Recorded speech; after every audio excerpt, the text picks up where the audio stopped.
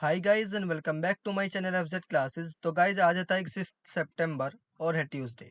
आज हम द हिंदू का एनालिसिस करेंगे, यानी कि इस पेपर में देखेंगे कि कौन कौन से आर्टिकल क्या हैं हमारे सिलेबस से इम्पोर्टेंट है और कौन कौन सी एजेंसीज कौन कौन सी बॉडी जिनके बारे में हमारे एग्जाम में बार बार पूछ लिया जाता है, उनको भी इस न्यूज़पेपर में देखेंगे। तो चलिए वीडियो को बिना टाइम वेस्ट करे शुरू कर लेते हैं। सबसे पहला आर्टिकल है Truss wins Conservative race to be UK next PM, यानी कि हमने इसको कल भी कवर किया था। कल वाले जो एनालिसिस हमने किया था उसमें भी हमने इस आर्टिकल को कवर किया था कि यूके में क्या हो रहे हैं, पीएम के इलेक्शन लड़े गए जिसमें ऋषि सुनक जो कि इंडियन ओरिजिन थे वो हार गए हैं। अब क्या हुई है, ट्रूस वहाँ की क्या हुई है, कंजर्वेटिव पार्टी की नई पीएम बनी है। Truss will be the Britain 56 prime minister हैं, इसे आप याद रख सकते हैं। And the third women to hold the position, और ये थर्ड वीमेन है जिन्होंने इस पोजीशन को क्या किया है, होल्ड किया है। अब इस आर्टिकल में हमारे लिए क्या इंपॉर्टेंट है, इस आर्टिकल में हमारे लिए इम्पोर्टेंट है कि सबसे पहला पीएम कौन था यूके का और अब पीएम कौन है, तो उसकी एक लिस्ट देख लेते हैं, उस पर एक नज़र डाल लेते हैं। The office of prime minister developed in the Britain 18th century में क्या हुई थी, जो ऑफिस है प्राइम मिनिस्टर की इसको डेवलप किया गया था।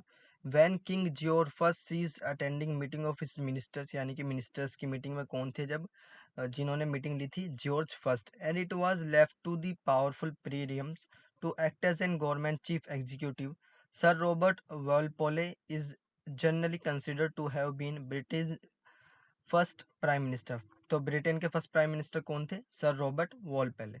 This is an chronological order list of prime minister from the earliest to the most recent. ये क्या है, लिस्ट नीचे दी गई है, इसको आप देख सकते हैं कि कौन कौन से प्राइम मिनिस्टर अब तक क्या हुए हैं यूके में बने हैं।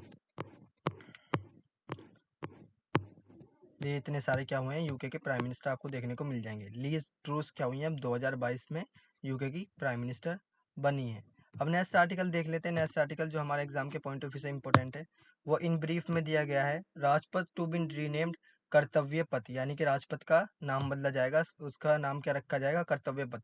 ये हमने पहले भी वीडियो में देखा था। राजपथ क्या है, जो अभी सेंट्रल विस्टा रिडेवलपमेंट प्रोजेक्ट का काम चल रहा था वो पूरा हो गया, तो उसके सामने वाला जो रास्ता है, इंडिया गेट के सामने वाला जो रास्ता है, उसे क्या बोलते हैं, राजपथ बोलते हैं। तो उसका नाम अभी क्या होगा, कर्तव्य पथ रखा जाएगा। Rajpath is likely to be renamed Kartavya Path ahead of its opening on Thursday after 20 months of redevelopment। जैसे मैंने बताया 20 महीने से इसमें क्या हो रहा था, काम चल रहा था।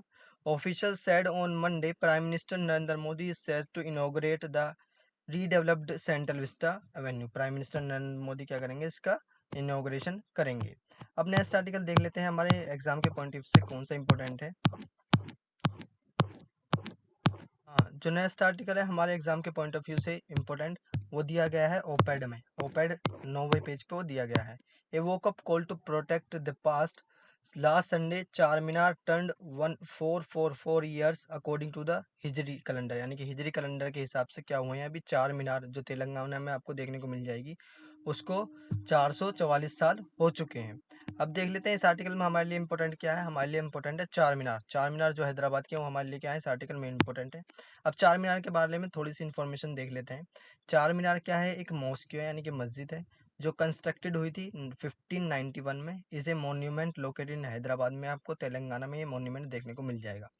The landmark has become known globally as a symbol of Hyderabad. जो ये लैंडमार्क है ये हैदराबाद को पहचान दिलाता है। And is listed among the most recognised structure India, यानी कि इसको बहुत पहचान मिली हुई है इंडिया के स्ट्रक्चर्स में। It has also been officially incorporated as the emblem of Telangana. The Char Minar's long history includes the existence of a mosque on its top floor, यानी कि जो है चार मीनार के जो हिस्ट्री में दिखाया गया है कि बहुत दिन से क्या है, यहाँ टॉप फ्लोर पर मस्जिद देखने को मिल जाएगी for more than 4 to 5 year से। While both historically and religiously significant, इसने हिस्टोरिकल और रिलीजियसली जो लोग हैं उन्होंने इसको क्या सिग्निफिकेंट किया है। It is also known for its popular and busy local markets surrounding the structure, यानी कि बहुत सारे क्या होते हैं, टूरिज्म इसको देखने आते हैं। And has become one of the most frequented tourist attractions in Hyderabad. One of the most क्या है, इसमें टूरिस्ट देखने आते हैं, इसमें सबसे ज़्यादा टूरिस्ट देखने आते हैं हैदराबाद में इसको। Char Minar is also a site of numerous festival celebration, यहाँ पर सेलिब्रेशन भी होते हैं, सच एज ईद उल अधा और ईद उल फितर के यहाँ पे क्या होते हैं, सेलिब्रेशन होते हैं। As it is in adjacence to main mosque of the city Mecca Masjid across the road. मक्का मस्जिद इसके पास ही है। The Char Minar is situated on the east bank of a Musi river. आप इसको याद रख सकते हैं, म्यूसी रिवर के क्या है, ये ईस्ट बैंक पर बना हुआ है। To the west lies the Lad Bazaar and to the south west lies the, south west में आपको ये देखने को मिल जाएगा richly ornamented granite Mecca Masjid. It is list as an archaeological and architectural treasure on the official list of monuments prepared by the Archaeological Survey of India.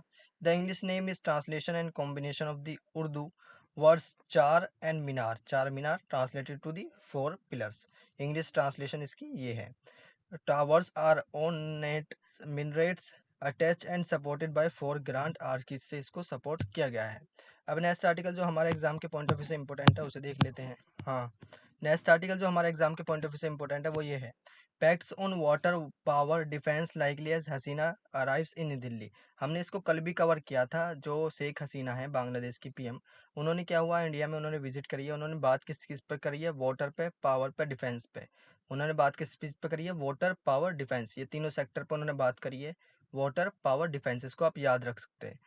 Bangladesh PM aspects India's help in the repatriation process of Rohingya. Rohingya को लेकर भी, जो Rohingya Muslims हैं उनको लेकर भी क्या हुई है, शेख हसीना ने बात करी है पीएम मोदी से। अब ये रेड कलर का आपको देखने को मिल जाएगा, ये हमारे एग्जाम के पॉइंट ऑफ व्यू से इंपॉर्टेंट है। चित्तेगांव हिल ट्रैक्स, चित्तेगांव हिल ट्रैक्स, इसके बारे में थोड़ा सा जान लेते हैं। चित्तेगांव हिल ट्रैक्स ये क्या है, एक often shortened to and simply the hill track से एंड एब्रीवेटेड टू CHTV इसको हम बोलते हैं। आर ग्रुप ऑफ डिस्ट्रिक्ट, इसमें क्या है, एक डिस्ट्रिक्ट का ग्रुप है within the Chittagong division in the south eastern Bangladesh, आपको देखने को मिल जाएगा। राइट साइड में आपको चित्तौगोंग हिल ट्रैक्स देखने को मिल जाएगा। बॉर्डरिंग इंडिया और म्यांमार की इससे बॉर्डरिंग हो रही है। कवरिंग 13,295 स्क्वायर किलोमीटर इसने एरिया को कवर किया हुआ है। दे formed in single district until 1984 से इन्होंने क्या किया है, एक सिंगल डिस्ट्रिक्ट को फॉर्म किया हुआ है। When they were divided into in 3 district, जब ये 3 डिस्ट्रिक्ट में डिवाइड हुए, जिसमें ये हैं Khagrachari district, Rangamati hill district and Bandarban districts. Topographically the hill tracts are the only extensively hill area is Bangladesh. ये जो चित्तौगोंग हिल ट्रैक्स है ये सिर्फ एक्सटेंसिवली हिल एरिया है बांग्लादेश में। It was historically settled by many tribal refugees from Burma Arakan. यहाँ पे बहुत ज़्यादा आपको क्या देखने को मिल जाएंगे, रिफ्यूजी देखने को मिल जाएंगे जो कि बर्मा म्यांमार से आए हैं 16 सेंचुरीज में। And now it is settled by the जुम्मा पीपल, इसमें अब रहते हैं। Today it remains one of the least develop parts of Bangladesh. ये क्या है, one of the least develop part है बांग्लादेश, इसलिए ही शेख हसीना क्या आई हैं, इस पर बात करने के लिए आई हैं। जतित्तो गुराम हिल tracks along with the Ladakh, Sikkim, Tawang, Darjeeling, Bhutan and Sri Lanka constitute some of the remaining abodes of Buddhism in South Asia। यानी कि साउथ एशिया में यहाँ पर आपको बुद्धिज्म भी देखने को मिल जाएंगे। अब देख लेते हैं नेक्स्ट आर्टिकल जो हमारे एग्जाम के पॉइंट ऑफ व्यू से इंपॉर्टेंट है। हाँ, नेक्स्ट आर्टिकल जो हमारे एग्जाम के पॉइंट ऑफ व्यू से इंपॉर्टेंट है वो है 14 पेज नंबर पे। तो इसमें बताया गया है प्रिवेंटिव डिटेंशन क्या हुए हैं 2021 में, बड़े हैं। Number of people in custody और for depend, number of peoples in custody और detained at the end of year highest since 2017। यानी कि जो पीपल्स को कस्टडी में रखा गया है, उन्हें डिटेन किया गया है, उन्हें प्रिवेंटिव डिटेंशन दिया गया है, वो इस ईयर में 2017 से 2021 में क्या है, सबसे ज़्यादा देखने को मिल जाएंगे। अब देख लेते हैं प्रिवेंटिव डिटेंशन क्या होता है। तो प्रिवेंटिव डिटेंशन की एक छोटी सी डेफिनेशन आपको देखने को मिल जाएगी। प्रिवेंटिव डिटेंशन इज एन इम्प्रिसमेंट, ये क्या है, इम्प्रिसमेंट है, that is positively justified for non-punitive purpose, most often to prevent further criminal acts। यानी कि गाइज अगर मैं आपको समझाऊं छोटी सी भाषा में, तो ये वो है कि अगर कोई आदमी क्राइम करने वाला हो, क्राइम किया नहीं है उसने, अभी कोई क्राइम करने वाला हो और पुलिस को पता लग जाए कि क्राइम करने वाला है, तो उसको क्राइम करने से पहले क्या कर लिया जाता है, प्रिवेंट कर लिया जाता है, क्राइम को प्रिवेंट कर लिया जाता है। तो उसको ही क्या बोलते हैं, प्रिवेंटिव डिटेंशन बोलते हैं। अब इसका जिक्र हमारे कॉन्स्टिट्यूशन में भी आपको देखने को मिल जाएगा। Preventive detention is the most contentious part of the scheme fundamental rights in the Indian constitution article 22 close 3। कौन से में, आर्टिकल 23 क्लोज 3 में आपको इसका जिक्र देखने को मिल जाएगा। Provides that if the person who has been arrested और detain under preventive detention laws ये बताया गया है इसमें जो भी पर्सन अगर अरेस्ट किया गया है और उसको डिटेन किया गया है किस चीज़ के अंदर, प्रिवेंटिव डिटेंशंस के, then the protection against arrest and detention provided under article 22 clause 1 and under article 22 clause 2 shall not be. यानी कि प्रोटेक्शन तो दी गई है अरेस्ट के लिए और डिटेंशन के लिए आर्टिकल 22 में, वो लागू नहीं होगी जब कोई इंसान क्या होगा, प्रिवेंटिव डिटेंशन में पकड़ा जाएगा। तो इसका क्या है, सिंपल से सिंपल ये मकसद आपको देखने को मिल जाएगा। अब नेक्स्ट आर्टिकल देख लेते हैं जो हमारे एग्जाम के पॉइंट ऑफ व्यू से, हाँ इसी पेज पे एक और आर्टिकल हमारे एग्जाम के पॉइंट ऑफ व्यू से इंपोर्टेंट देखने को मिल जाएगा। Arya Samaj certificates not proof of marriage, SC dismisses habeas corpus petition. यानी कि एससी ने क्या करा है, अभी हाई कोर्ट ने आर्य समाज में जो उन्होंने पेटिशन डाली थी मैरिज के लिए, उसमें क्या कर दिया है, उसको डिसमिस कर दिया है। अब इस आर्टिकल में हमारे लिए क्या इंपॉर्टेंट है, हमारे सिलेबस से क्या मैच खाता है, ये हैबस कार्पस। ये हैबस कार्पस क्या है, तो हैबस कार्पस के बारे में थोड़ा सा जान लेते हैं। हैबस कार्पस का जिक्र आपको हमारे कॉन्स्टिट्यूशन में भी देखने को मिल जाएगा। आर्टिकल 32 में जो सुप्रीम कोर्ट रिट्स जारी करता है उसमें हैबस कार्पस भी एक रिट्स है। और रिट्स क्या होती है, हैबस कार्पस, मैंडामस, प्रोहिबिशन, सर्चुरी और क्वेवरेंटो आपको देखने को मिल जाएगी। अब इसमें हम हैबस कार्पस के बारे में पढ़ लेते हैं।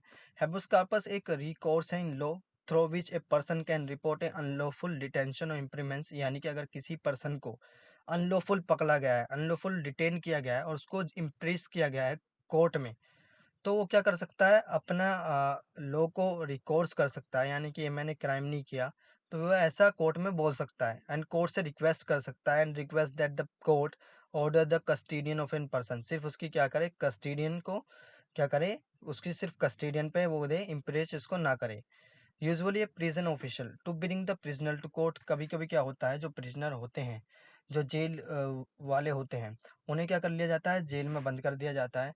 फिर क्या होते हैं, प्रिजन को कोर्ट में लाया जाता है to determine whether the detention is lawful, के डिटेंशन लॉफुल था या नहीं था। The writ of the habeas corpus was described in the 18th century by William Blackstone. William Blackstone के द्वारा 18th सेंचुरी में हैबस कार्पस रिट्स को describe किया गया था as a great and efficacious writs in all manner of the illegal confinement. यानी कि अगर किसी को कस्टडी में, किसी को प्रिजन में, किसी को इम्प्रीचमेंट में पकड़ लिया जाता है, तो उसके लिए, उसको डिफाइन करने के लिए बहुत अच्छी रिट आपको देखने को मिल जाएगी। It is a summons with the force of an court order. इसको बुलाया जाता है कोर्ट ऑर्डर के द्वारा। It is address to the custodian a prison official for example and demands that a prison be brought before the court. सबसे पहले ये demand करता है कि क्या हो, कोर्ट में प्रिजन को लाया जाए and that the custodian present proof of authority. यानी कि कस्टोडियन जिसने इसको पकड़ा हुआ है वो क्या करे, इसको प्रूफ करे कि क्या है, इसका प्रिवेंटिव डिटेंशन क्या है, राइट है। Allowing the court to determine whether custodian has lawful authority to detain the prison. फिर कोर्ट क्या करेगा, उसको डिसाइड करेगा कि कस्टोडियन ने क्या करा है, लॉफुल पकड़ रखा है प्रिजन को या नहीं।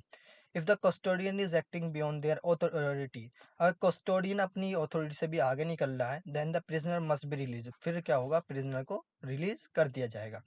Any prisoner on other person acting on their behalf में पिटिशन द कोर्ट। यानी कि कोई भी पर्सन अगर किसी का कोई रिलेशन में, किसी के कोई रिलेशन में किसी पर्सन को पकड़ लिया और उसका कोई रिलेटिव है, तो भी इस चीज़ को पे पिटिशन डाल सकता है कि हमारे पास टू हैव अ बॉडी, हमारे पास क्या बॉडी है जिसे आपने क्या कर रखा है, अरेस्ट कर रखा है।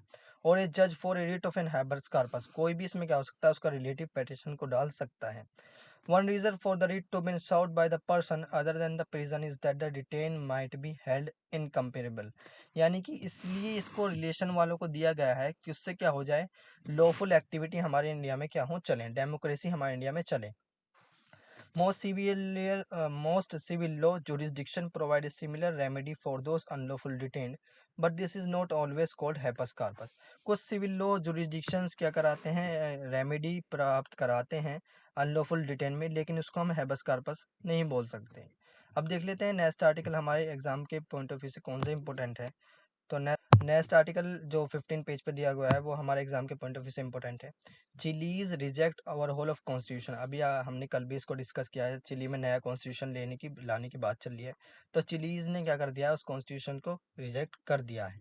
अब देख लेते हैं कि आपको ये कहाँ पर देखने को मिल जाएगा, चिलीज की लोकेशन हमारे इस आर्टिकल में क्या है, हमारे एग्जाम के लिए इंपॉर्टेंट है। अब देख लेते हैं चिली की लोकेशन कहाँ है। तो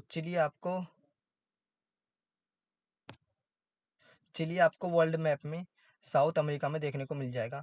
इसकी बॉर्डरिंग कंट्री आप याद रख सकते हैं, क्योंकि क्या होता है गाइज कि यूपीएससी में बॉर्डरिंग कंट्री क्या होती हैं पूछ ली जाती हैं। तो चिली के आसपास आपको अर्जेंटीना देखने को मिल जाएगा, बोलीविया, पैरागू, यूरुग्वे और पेरू आपको ये चिली में देखने को मिल जाएगा। अब देख लेते हैं नेक्स्ट आर्टिकल जो हमारे एग्जाम के पॉइंट ऑफ व्यू से इंपॉर्टेंट है। हाँ, नेक्स्ट आर्टिकल हमारे एग्जाम के पॉइंट ऑफ व्यू से इंपॉर्टेंट है, वो 16 पेज पे आपको देखने को मिल जाएगा। इसमें बताया गया है पीएमआई फ्लेक्स रिबंड इन अगस्त, यानी कि पीएमआई क्या हुआ है अगस्त में थोड़ा कम देखने को मिला है। तो पीएमआई क्या है? Purchasing managers index. अब इसके बारे में थोड़ा सा जान लेते हैं। हाँ, पीएमआई आपको क्या देखने को मिल जाएगा? पीएमआई परचेजिंग मैनेजर इंडेक्सेस और इकोनॉमिक इंडिकेटर है, drive from the monthly survey से आता है ऑफ प्राइवेट सेक्टर कंपनीज के द्वारा। The three principal producers of a PMI are the institute for supply management which originate the manufacturing and non manufacturing matrix produce for the US. यानी कि इसको क्या करते हैं, तीन प्रिंसिपल्स पर इसको प्रोड्यूस किया जाता है पीएमआई को, जिसमें सबसे पहले कौन करता है? इंस्टीट्यूट फॉर सप्लाई मैनेजमेंट, जो कि ऑर्गेनाइज करता है क्या चीज़? मैन्युफैक्चरिंग और नॉन मैन्युफैक्चरिंग मैट्रिक्स जो प्रोड्यूस हुई हैं यूएस के लिए। The Singapore institute of purchasing and materials management SIPMM जो प्रोड्यूस करता है कौन? सिंगापुर का PMI. And the market group which produce matrix based on ISM works for our 30 countries world wide के लिए क्या करता है? काम करता है कौन? Institute for supply management. ISM SIPMM and market group separately compile purchasing managing index, यह क्या करते हैं? सेपरेटली अलग अलग परचेजिंग मैनेजर्स इंडेक्स को क्या करते हैं? अलग अलग कंपाइल करते हैं। Surveys on a monthly basis by polling businesses which represent the makeup of the respectively business sector, यानी कि क्या होता है? हर महीने इसका सर्वे आता है बिजनेस सेक्टर के द्वारा। ISM सर्वेज कवर और NICS कैटेगरीज को ये कवर करता है।